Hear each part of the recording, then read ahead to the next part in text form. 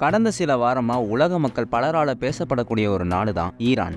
இந்த ஈரான் நாட்டை பற்றி பல பேருக்கு தெரியாத விஷயங்களை இன்னைக்கு இந்த பதிவில் பார்ப்போம். இன்னைக்கு பல போர்களை சந்திக்கக்கூடிய இந்த ஈரான் நாடு பல நூறு வருடங்களுக்கு முன்னாடி பெர்சியான்னு சொல்லக்கூடிய மிகப்பெரிய நாடாக இருந்துச்சு. இந்த பெர்சியான்னு சொல்லக்கூடிய பாரசீகம் உலகத்தோட பழமையான நாகரிகங்கள் கொண்ட நாடு. நாகரிகத்தில் மட்டும் இல்லாமல் வல்லரசு நாடாகவும் அப்போவே இந்த பெர்சியா தான் இருந்துச்சு. இங்கே வாழக்கூடிய மக்கள் பெர்சியன்ஸ்னு அழைக்கப்படுறாங்க. முதல்ல சைரஸ் த கிரேட்டுங்கிற மன்னர் தான் கிட்டத்தட்ட 100க்கும் மேற்பட்ட ராஜ்யங்களை தோற்கடிச்சு பெர்சியாங்கிற மிகப்பெரிய நாட்டையே உருவாக்குனர். இப்படி அந்த நாட்டில் வாழ்ந்து வந்த பெர்சியன் இனத்தை சேர்ந்த மக்கள் ஜோராஸ்ட்ரியனிசம்னு சொல்லக்கூடிய ஒரு மதத்தை பின்பற்றிட்டு வந்தாங்க. இந்த ஜோராஸ்ட்ரியனிசம் யூத மதத்தை விட பழமையான ஒரு மதம்னு சொல்லப்படுது. அது மட்டும் இல்லாமல் ஜுடாயிசம்னு சொல்லக்கூடிய யூத மதம் உருவாக்குறதுக்கு முக்கிய காரணமா இந்த ஜோராஸ்ட்ரியனிசம் மதம் தான் இருந்ததா சொல்லப்படுது. இப்படி இதெல்லாம் ஒரு பக்கம் இருக்க, இந்த பெர்சியன் இனத்தை சேர்ந்த மக்களுக்கும் இந்தியாவுக்கும் மிக நெருங்கிய தொடர்புகள் இருக்கு. உண்மையை சொல்ல போனா பிரிட்டிஷ் காலத்துக்கு அப்புறம் இருந்து ஒட்டுமொத்த இந்தியாவையும் நேரடியாவோ மறைமுகமாவோ தங்களுடைய கட்டுப்பாட்டுக்குள்ள வச்சிருக்கக்கூடிய ஒரு சீக்ரெட் சொசைட்டியா தான் இந்த ஈரான் நாட்டை சேர்ந்த மக்கள் இந்தியாவில் வாழ்ந்துட்டு வராங்க. இவங்கள தான் நம்ம பார்சி இன மக்கள்னு சொல்றோம். இந்த பார்சி இன மக்கள் மொத்தமாவே இந்தியாவில் 0.06% மக்கள் தான் இருப்பாங்க. இந்த அளவுக்கு குறைவான மக்கள் தொகை இருந்தாலும் இந்தியாவுடைய எல்லா துறைகள்லையும் மேலோங்கி இருக்குது இந்த பார்சி இனத்தை சேர்ந்த மக்கள் தான். உதாரணத்துக்கு இந்தியாவுடைய முதல் airline service, IT industry, steel இண்டஸ்ட்ரின்னு இப்படி எல்லா துறைகள்லையும் முதலாளா இருக்கக்கூடிய இந்த டாடா குடும்பம் பார்சி இனத்தை சேர்ந்த மக்கள் தான். அது மட்டும் இல்லாம இந்திரா காந்தியுடைய கணவரான ஃபிரோஸ் காந்தியும் இந்த பார்சி இனத்தை சேர்ந்தவர் தான். இப்படி பெர்சியான்னு சொல்லக்கூடிய இன்னைக்கு இருக்க ஈரான் நாட்டை சேர்ந்த இந்த மக்கள் எப்படி இந்தியாவுக்குள்ள வந்தாங்க, இந்தியாவுடைய மிக பெரும் பணக்காரர்களா இந்த பார்சி இன மக்கள் எப்படி மாறினாங்க, பார்சி மக்களுக்கும் ஜோராஸ்ட்ரியனிசம் மதத்துக்கும் உள்ள தொடர்பு என்ன, ஒரு காலத்துல ஒட்டுமொத்த பெர்சியாவுடைய அரசாங்க மதமா இருந்த ஜோராஸ்ட்ரியனிசம் எப்படி இன்னைக்கு இருந்த இடம் தெரியாம அழிஞ்சு போச்சு, இப்படி எல்லா சுவாரஸ்யமான விஷயங்களையும் வாங்க பார்க்கலாம்.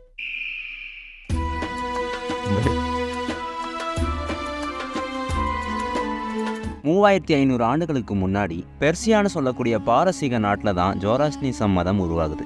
முதல்ல ஜோராஸ்டர்னு சொல்லக்கூடிய ஒருத்தரால தான் இந்த மதம் தோற்றுவிக்கப்படுது. இந்த ஜோராஸ்டருடைய காலத்துல தான் பெர்சியாவில் வாழ்ந்த மக்கள் கிட்ட அதிகமான சிலை வழிபாடு, உருவ வழிபாடு செய்யக்கூடிய பழக்கம் இருந்தது. அது மட்டும் இல்லாம பல கடவுள்களை வணங்கி வந்த பாரசீக மக்கள்கிட்ட முதல்ல ஒரே இறைவன் சொல்லக்கூடிய கோட்பாடை கொண்டு வந்தவர் தான் இந்த ஜோராஸ்டர். அகுரா மாஸ்தான்னு சொல்லக்கூடிய ஒரு கடவுளை தான் ஜோராஸ்ட்ரியனிசம் மதத்தை சேர்ந்த மக்கள் வணங்கிட்டு வராங்க. இப்படி ஒரே இறைவன் தான் உலகத்தை படைத்தார்னு சொல்லக்கூடிய கோட்பாடை கொண்ட ஜோராஸ்ட்ரியனிசம் மதம் கொஞ்சம் கொஞ்சமா பெர்சியா முழுக்க பரவ ஆரம்பிச்சு ஒரு கட்டத்துல பெர்சியாவுடைய அரசாங்க மதமா மாறிடுச்சு. இப்படி கிட்டத்தட்ட 1000 ஆண்டுகளா பெர்சியாவுடைய அரசாங்க மதமா இந்த ஜோராஸ்ட்ரியனிசம் மதம் தான் இருந்துச்சு. இவங்களுடைய புனித நூலான அவஸ்தால சொல்லப்பட்டதுபடி உலகத்துல நன்மை தீமைன்னு 2 வழிகளையும் கடவுள் உருவாக்கி இருக்காரு. அதுல எந்த வழியில பயணிக்கணும்னு நாம தான் தீர்மானிக்கணும். அதுக்கான பலன்களை கண்டிப்பா அகுரா மஸ்தா ஜட்ஜ்மெண்ட் டே அன்னைக்கு தருவார்னு இவங்களும் நம்புறாங்க. அடுத்ததான் நெருப்பை தான் இந்த மக்கள் முக்கியமான ஒன்னா பாக்குறாங்க. அதனாலதான் இவங்களுடைய கோவில்களையும் நெருப்பு கோவில், ஃபயர் டெம்பிள்னு சொல்லப்படுது.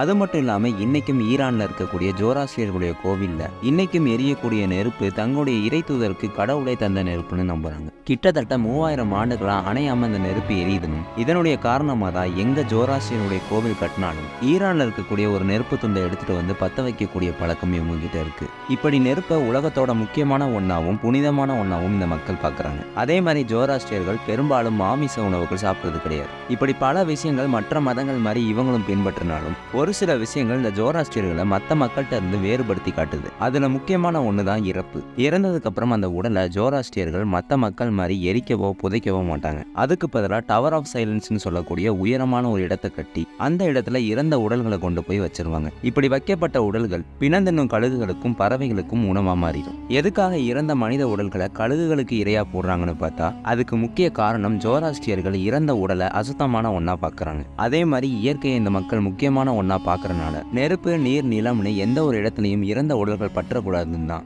இந்த மாதிரி வித்தியாசமான முறையில இறந்த உடல்களை வைக்கிறாங்க. ஆரம்பத்துல இந்த முறையை ஜோராஸ்ட்ரியர்கள் எல்லாரும் பின்பற்றினாலும் இப்போ சில வருடங்களா பெரும்பாலும் யாரும் இறந்த உடல்களை கழுகுகளுக்கு போடுறது கிடையாது. இதுக்கான காரணம் பிணந்தென்னும் கழுகுகளுடைய எண்ணிக்கை குறைஞ்சுக்கிட்டே வரனால அந்த இறந்த உடல்களை தின்றதுக்கு கழுகுகள் இல்லாம உடல் அழுகி போன நிலையிலே இருக்கு. இதனால பக்கத்துல உள்ள இடங்களுக்கு நோய்கள் பரவுதுன்னு இந்த முறையை ஜோராஸ்ட்ரிய மக்களை பின்பற்றாம கைவிட்டுட்டாங்க. இப்படிதான் ஜோராஸ்ட்ரியர்கள் பல கோட்பாடுகளையும் கொள்கைகளையும் கொண்டுதான் கிட்டத்தட்ட 1000 வருடங்களா ஒட்டுமொத்த பெர்சியாவுடைய பெரும்பான்மை மதமா இருந்தாங்க. ஒரு காலத்துல பெரும்பான்மையா வாழ்ந்த இந்த மக்கள் இப்போ எங்க போனாங்கன்னு பார்த்தா 7ஆம் நூற்றாண்டுகள்ல அரேபியர்களுடைய கட்டுப்பாட்டுக்குள்ள பெர்சியா வந்ததுக்கு அப்புறம் பெர்சியா முழுக்க இஸ்லாம் கொஞ்சம் கொஞ்சமா பரவ ஆரம்பிக்குது. பல பாரசீக மக்கள் இஸ்லாம் மார்க்கம் பிடிச்சு முஸ்லீம்களா மாறினாங்க. அப்போ இதுல விருப்பம் இல்லாத ஜோராஸ்ட்ரிய மதத்தை சேர்ந்த சில மக்கள் நாட்டை விட்டு வெளியேறி வேற இடங்கள்ல போய் வாழலாம்னு நினைக்கிறாங்க. உலகம் முழுக்க பல இடங்களுக்கு இந்த மக்கள் போனாலும் இருந்தாலும் எந்த நாட்டிலையும் இந்த மக்களை வாழ்றதுக்கு அனுமதிக்க மாட்டாங்க. அப்பதான் கடைசியா இந்தியாவுடைய குஜராத் பகுதிக்கு வந்து அங்க இருக்க மன்னர் கிட்ட தாங்களும் இந்த நாட்டில் வாழ்றதுக்கான அனுமதி தாங்கன்னு கேட்கறாங்க. அதுக்கு அந்த மன்னரும் சம்மதிக்க ஜோராஸ்ட்ரியன் இனத்தை சேர்ந்த மக்கள் இந்தியாவில் வாழ ஆரம்பிக்கிறாங்க. இந்த மக்களை தான் இன்னைக்கு நம்ம பார்சி இன மக்கள்னு சொல்றோம். பாரசீகம்னு சொல்லக்கூடிய பெர்சியால இருந்து வந்தனால இந்தியர்கள் இவங்களை பார்சிகள்னு கூப்பிட ஆரம்பிச்சு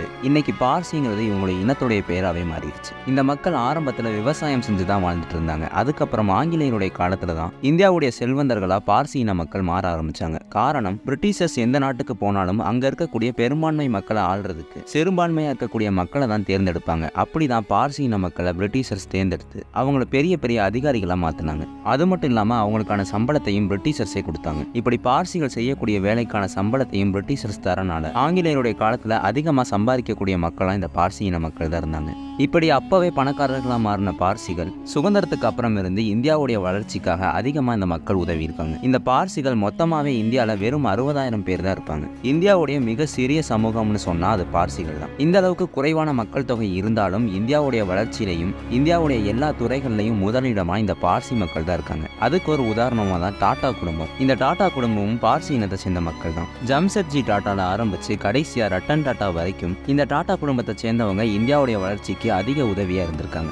என்னதான் தங்களுடைய பூர்வீக நாடு ஈரானா இருந்தாலும் இந்தியாவை தங்களுடைய தாய்நாடா நினைச்சு இங்கே தான் பார்சி மக்கள் வாழ்ந்துட்டு வராங்க. இன்னைக்கும் குஜராத், மும்பை, பெங்களூர், சென்னை போன்ற இடங்கள்ல இந்த பார்சி மக்கள் வாழ்ந்துட்டு தான் வராங்க. இந்தியாவில குறைஞ்ச அளவு இந்த மக்கள் இருந்தாலும் ஒரு சீக்ரெட் சொசைட்டி மாதிரி இந்தியாக்குள்ளேயே இருந்து ஒட்டுமொத்த இந்தியாவையும் மறைமுகமா ஆளக்கூடிய பணக்கார சமூகமா இந்த பார்சிகள் தான் இருக்காங்க. இவங்க ஜோராஸ்ட்ரிசம்னு சொல்லக்கூடிய தங்களுடைய மதத்தை தான் இன்னைக்கும் இந்தியாவில் பின்பற்றிட்டு வராங்க. இந்த பார்சி மதத்துக்கு மற்றவர்களால் போக முடியாது. ஒரு பார்சி ஆணுக்கு பிறந்திருந்தா மட்டும்தான் பார்சிகளா ஏத்துக்குவாங்க. இப்படி இதெல்லாம் ஒரு பக்கம் இருக்க, அடுத்ததா இந்த ஜோராஸ்ட்ரிசம் மதத்துக்கும் யூத மதத்துக்கும் உள்ள ஒற்றுமைகள்லாம் என்ன? ஜோராஸ்ட்ரிசம் மதத்துல இருந்தா யூத மதமே உருவாச்சான்னு பார்த்தா யூத மதம் உருவாகிறதுக்கு பல நூறு வருடங்களுக்கு முன்னாடியே பெர்சியால ஜோராஸ்ட்ரிசம்ங்கிற மதம் உருவாகிருச்சு. அந்த வகையில பார்த்தா யூதர்களுக்கு முன்னாடியே ஒரே இறைவன் தாங்கிற கோட்பாடை கொண்டவங்க தான் இந்த ஜோராஸ்ட்ரியர்கள். அது மட்டும் இல்லாம யூத மதம் அல்லது ஆபிரகாமிய மதங்கள்ல உள்ள கொள்கைகளுக்கும் இந்த ஜோராஸ்ட்ரிய மதத்துல உள்ள கொள்கைகளும் அதிகமா ஒத்து போகுது. உதாரணத்துக்கு ஆபிரகாமிய மதங்கள்ல உள்ள ஏஞ்சல்ஸ், டீமன்ஸ் மாதிரியே ஜோராஸ்ட்ரிய மதத்திலையும் இருக்கு. அது மட்டும் இல்லாம ஜோராஸ்ட்ரியர்களும் ஜட்ஜ்மெண்ட் டேன்னு சொல்லக்கூடிய நியாய தீர்ப்பு நாள் அல்லது கியாமத்தினால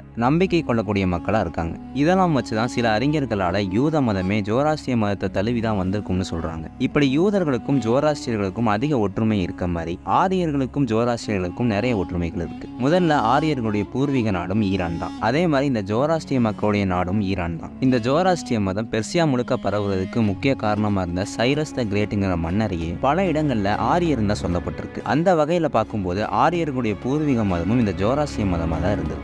இதனாலதான் இந்தியாவுக்குள்ள வந்த ஆரியர்கள் கிட்டையும் இன்னைக்கும் அந்த நெருப்புக்கான முக்கியத்துவம் அதிகமா இருக்கு. எல்லா பூஜைகளையும் ஆரியர்கள் அக்னிக்கு முக்கியத்துவம் கொடுக்கும் போதே தெரிஞ்சிருக்கும். ஜோராஸ்ட்ரியர்களுடைய பழக்கம் தான் இங்கேயும் வந்திருக்கு. இதெல்லாம் வச்சு பார்க்கும் போதுதான் தெரிய வருது, ஜோராஸ்ட்ரிசம், ஹிந்துயிசம், ஆபிரகாமிய மதங்கள்னு எல்லா மதங்களும் ஒண்ணுக்கொன்னு தொடர்புடைய ஒன்னாதான் இருந்திருக்கு. ஜோராஸ்ட்ரியர்களுக்கும் யூதர்களுக்கும் உள்ள ஒற்றுமை மாதிரியே ஆரியர்களுக்கும் யூதர்களுக்கும் உள்ள ஒற்றுமையை பத்தி தெளிவா இந்த வீடியோல சொல்லப்பட்டிருக்கு. வீடியோட லிங்க் டிஸ்கிரிப்ஷன்ல தர, மறக்காம பாத்துருங்க. பெர்சியால இருந்த ஒருத்தரால தோற்றுவிக்கப்பட்ட மதம் ஒரு கட்டத்துல மிகப்பெரிய மதமா மாறி இன்னைக்கு குறைஞ்ச அளவு மக்களை பின்பற்றக்கூடிய ஒரு மதமா இருக்கு இந்த ஜோராஸ்ட்ரியனிசம். உலகத்திலே மொத்தமா 1 லட்சத்திலிருந்து 2 லட்சம் மக்கள் தான் ஜோராஸ்ட்ரியர்கள் இருக்காங்க. அதுலயும் முக்கியமா இந்தியா, ஈரான், நார்த் அமெரிக்கா போன்ற இடங்கள்ல வாழ்றாங்க. இந்தியால அதிக அளவு 60,000க்கும் மேற்பட்ட மக்களும், ஈரான்ல 25,000க்கும் மேற்பட்ட மக்களும், அதே மாதிரி நார்த் அமெரிக்கால 30,000க்கும் மேற்பட்ட மக்கள் வாழ்ந்துட்டு வராங்க. இதுதான் பெர்சியாவோட ஒரு காலத்து ஆட்சி மதமா இருந்த அழிந்து வரக்கூடிய ஜோராஸ்ட்ரிசம் மதத்துடைய வரலாறு.